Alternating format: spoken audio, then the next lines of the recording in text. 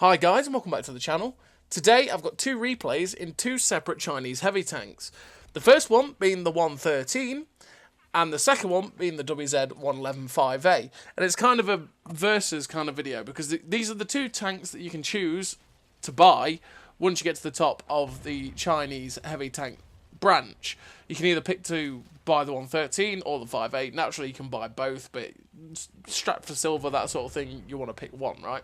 And personally, I think the 5a is the better of the two tanks. I think it does what the 113 does, but just as well. But the 113 is still a pretty decent tank. I like it for its mobility. Its gun's nice. The DPM's great. It's kind of a fun tank. It's just kind of awkward with the gun depression because you have 7 degrees of gun depression over the side, but only 5 over the front, and that can be a little bit frustrating. Especially with the the middle mounted turret, which is where the weird gun depression is. Whereas on the 5a, naturally you get 7 degrees gun depression all round, and your turret's frontally mounted, so it's a lot easier to use it on ridge lines. But both tanks got buffed. So what did they actually change on the 113? Well, the 113 in that heavy tank, Chinese reforge that they did a little while ago, is they buffed the reload from 10.5. They buffed the aim time from 2.7 seconds to 2.5. The health went from 2.3 to 2,450. And the ammo capacity went up from 34 to 45, which is great. It carries far more ammo now, which makes it a lot better. And, yeah, the amount of times we ran out of ammo in the 113 is actually, yeah, it's nice to have that. But, yeah, the aim time and the other buff that they did, the reload buff, is really nice for this tank because it gives it even better DPM, and it's a tank with fantastic DPM. It means that you get the gun in on target just a little bit quicker, which is nice, and you have a little bit more hit points to play with. The 113 has pretty decent armour. In the lower plate is really good. The upper plate is really solid as well, and it can be a really awkward tank to hit that lower plate and pen it at the right angle, as well as generally dealing with it frontally. The problem the 113 has is premium ammo.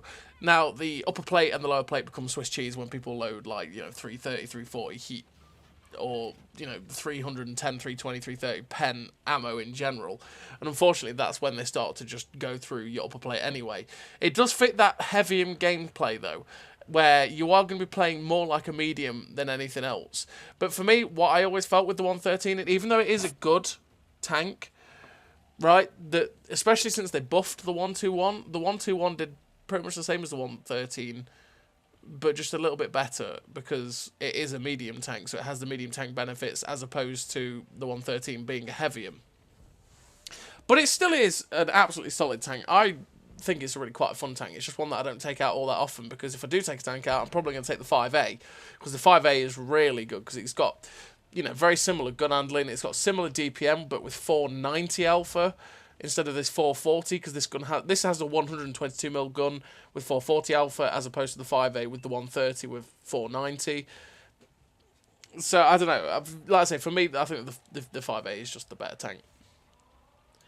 So in terms of a crew on the 113, I do run pretty generic heavy tank crew: born leader, rapid reload, sixth sense, situational awareness, trap mechanic, steady aim, snapshot, runner gun, off-road driving. Off-road driving to be able to help myself with the mobility, with the ground resistances, make it really true to that heavium. Then the gun perks to make it just that little bit nicer with the gun generally. In terms of equipment, I do run rammer, vert stabs, and optics. I run the same crew and the same equipment on the 5a too, and that just helps me spot for myself, helps my gun be 20% more accurate, and to be able to have that 10% better DPM, which is just what you want to be doing with heavy tanks. So this game on Great Wall, you saw me fight along the J2 position, and we managed to beat the enemy team. We ended up getting like 3k damage out of it, and then I realised, way before my team seemed to react to it, that we're fighting on the hill, that our base was completely wide open. So I basically just went straight back. I went straight back for the cap to try and defend it, and that's what's happened. And so far, we're up to 6k damage. We've started taking hits from people coming round, just randomly coming round on us, but we do have team backing us up behind, so I'm kind of hoping that they'll deal with it. We managed to block a shot there from the Waffle Panzer IV as he came in. I don't think he quite realised that my team had really come in from behind, and we managed to shut him down. Well, he gets shut down by my team, and then we managed to shut down the TNH WZ-111-5a. But that was all about position. That was, as soon as we won that fight, a lot of my team charged straight towards their cap, and a fair few went straight up the hill, where there was only one tank.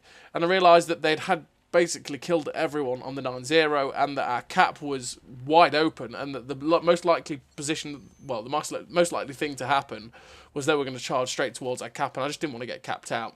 So right here, we've got behind the team that was in the middle for their team, and we're up to 7k damage now with that shot into the 268 version 5. And I'm looking at this going, they're still the Type 5s, and they are really healthy. This could be quite a big damage game here. I mean, we're at 7.5. We're already having a big damage game. We're 7.5k damage, but I don't want to get shut down at this point. We switched to heat, and we switched to heat because Type 5. That's literally the reason. Type 4 and Type 5 heavies. I switch to heat, I can absolutely destroy their armour, no real problem whatsoever. But I don't want to give myself... Well, I don't want to give this Type 4 heavy a free shot at me, because if he's got the derp gun, if he hits my roof, he's just going to kill me, which is something we don't want. As you can see, apart from that shot, which rolled for 446, by the way, you can tell this guy's using armour angling and maybe advanced armour, because except for that second to last roll, every single shot that hit that Type 4 were low rolls, at like 410, 420, 410, 410. So that man was definitely using armour angling to reduce his damage. But with getting those shots into that guy, we're up to 9,000 damage. We've got a Type 5 heavy in front of us. And it's like, okay, that guy's looking at us. We're not going to go directly in front of his gun, because that would be silly. There isn't a chance of getting 10k in this game because, well, we've got this Type 5 in front of us, which we get a shot into. But the machine's only got 120 hit points, so it's like, oh, the 10k dream's not there. But we managed to get the kill, and we shut down the Type 5 Heavy and put ourselves on 9.5k damage, which is a really fantastic game for the 113. There's only one tank left on their team. It's a machine. I'm just looking for the shot, see if we can see the guy. Oh, if we're just taking the RBRT there, we might be able to hit it. But we just try and hide from him a little bit to try and use this building to bait him out. And I'm thinking, you know what? Can we slide down this hill and try and get round the back of this machine? Uh-oh, my driving's getting me in trouble. It wouldn't be one of my replays. It wouldn't be one of my videos, would it? If we didn't have some bad driving. And unfortunately, we couldn't slide down that cliff, and we ended up destroying ourselves. And we finished the game with 4 kills, 9.5k damage. The high caliber sniper, the first class medal, 1744 base XP with 9.5k damage. First class. If we'd survived that game, it probably would have been an ace, because we lost XP for killing ourselves. Pretty much, because we self-destructed, we lost XP, so we didn't get the ace tanker. But a first class for 9.5k damage. That 9.5k damage in the 113. Massive, massive game. It is a fun tank. It's just overshadowed by this tank and the other tank that you can buy for free XP, which is the QL. I mean, the Chilin, the WZ-111 Chilin QL, absolutely unbelievable tank with 560 alpha. It's basically this tank, but yeah, 560 alpha. And actually, that's the reason that they buffed the 5A. The QL is the whole reason that they made a change to the 5A, which is mad because the 5A is already an absolutely fantastic tank and didn't really need it. It was just eclipsed by the QL because the QL is ridiculous. But did that mean that the 5A really needed the buff? I don't think it did. But well, take it all. So what changed on the 5A? Well, the 5A did get its accuracy buffed from 0.39 to 0.38. And it actually had its DPM buffed from 11.2 second reload to a 10.8 second reload.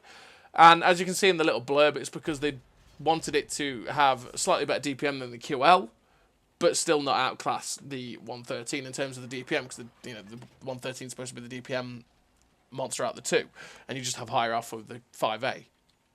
So yeah, they made those buffs on this tank, and you do feel those little bits of buffs, but on the whole, this tank still feels absolutely fantastic. It is a very, very great vehicle in general.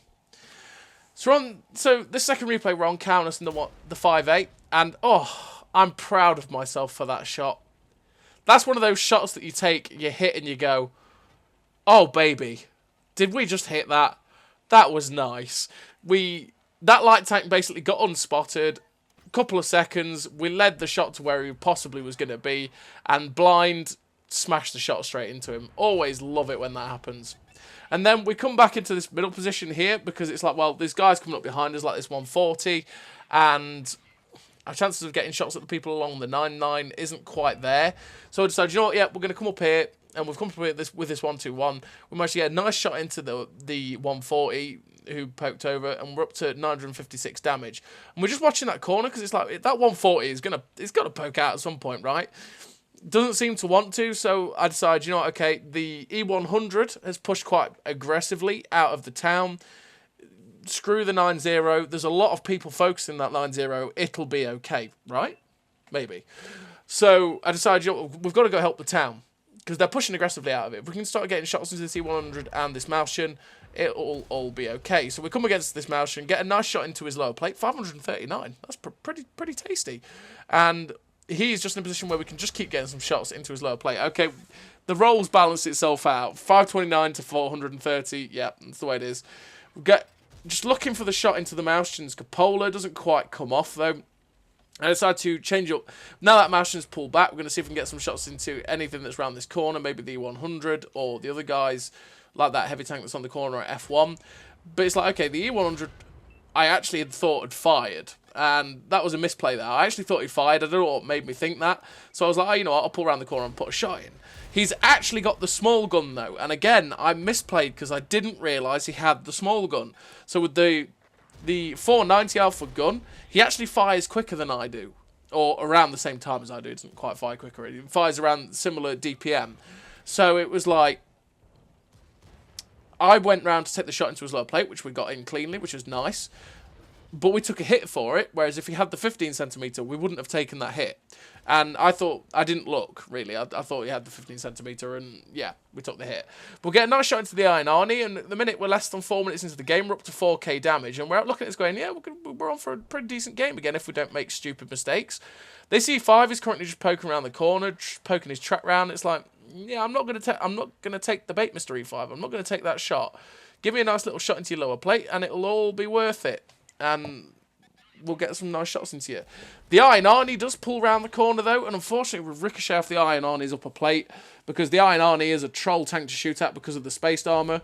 We slam a shot into the cupola of the E5, the sad little cupola on the E5, where it's really easy to pen, and we leave him on a slither of hit points.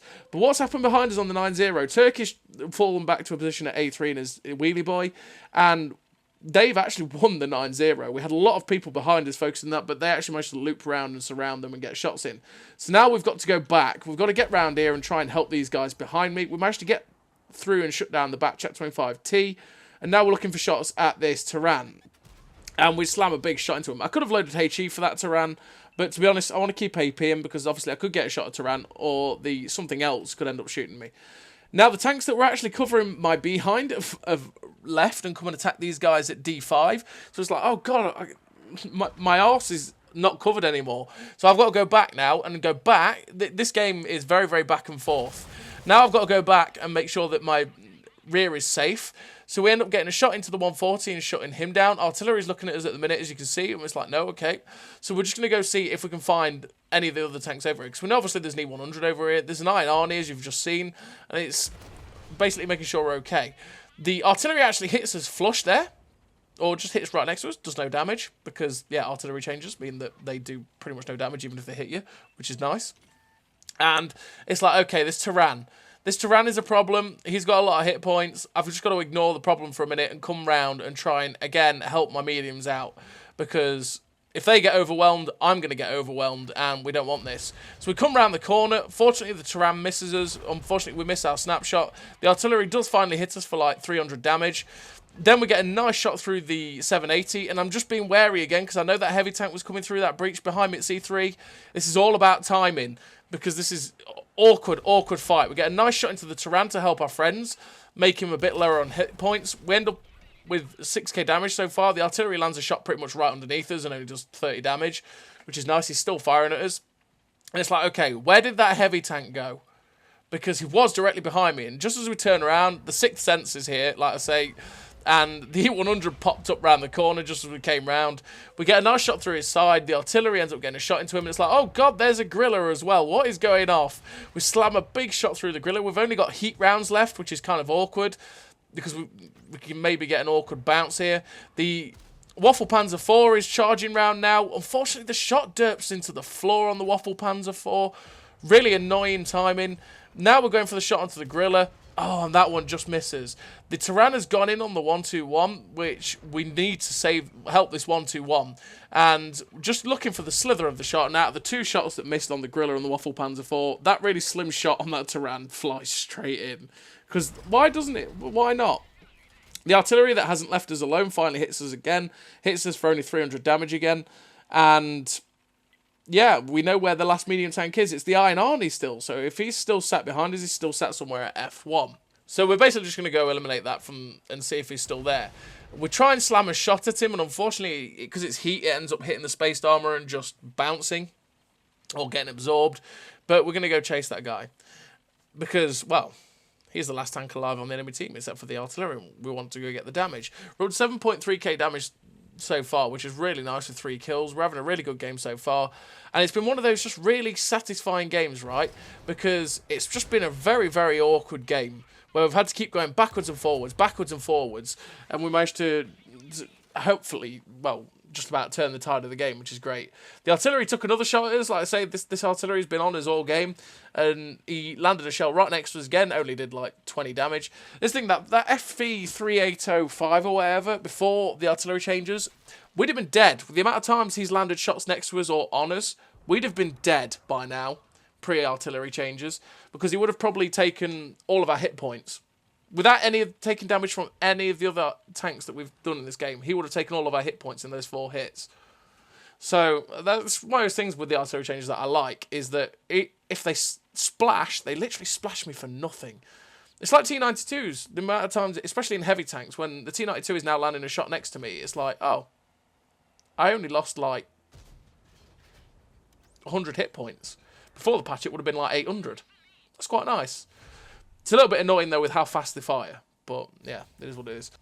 And we finished the game with the victory. 4 kills, 7.5k damage, 587 assistance, ace tanker, the Confederate, the high caliber, 1780 base XP. A really great game for the 5A. Honestly, the 5A is an absolutely fantastic tank. I think it's the better out of the 2, to be honest, because it's more flexible. But they're both very good choices to pick. And eventually you'll end up picking both up anyway. So, as always, everybody, thank you very much for watching. I'll see you next time.